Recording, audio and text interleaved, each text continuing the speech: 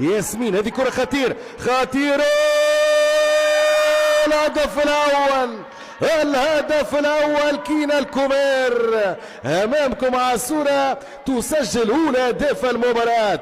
تحدثت على قوة هجوم المنتخب المغربي منذ الدقيقة الثامنة، يفتتح النتيجة 1-0 كينا الكومير.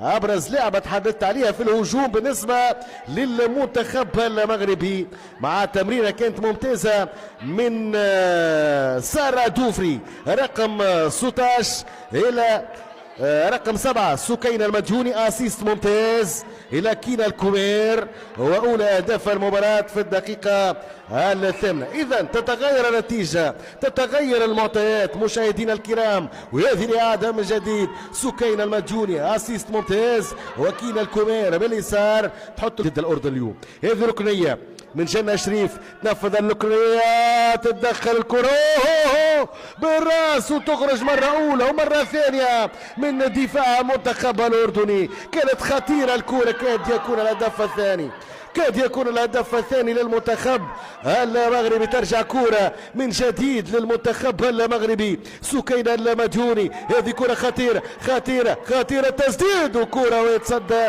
تتصدى الحارسة ساجدة عيسى، تتصدى الحارسة ساجدة عيسى. هذه الإعادة من جديد، هذه الإعادة من جديد. كانت كرة خطيرة، كان هجمة مغربية، كرة خطيرة خطيرة المنتخب المغربي. هذا التمرير، هذه الكرة، هذه كرة خطيرة.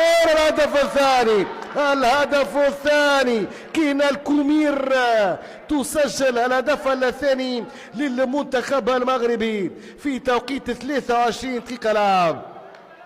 كينا الكومير حدثت عليها وقلت مهاجمة ممتازة رقم 9 تسجل الهدف الثاني للمنتخب المغربي في هذه المباراة، وتمضي على ثنائية، هي ثنائية بالنسبة لها إلى حد الآن. هذه الإعادة كرة وأسيست ممتاز من غارو عسل، وكينا الكومير تسجل الهدف الثاني في الدقيقة 23 من المباراة. اسيست كان ممتاز من غارو، جميلة هذه كرة والتوزيع والتصدي مرة أولى ومرة ثانية، وهدف الثالث على طريقة رابح ماجر.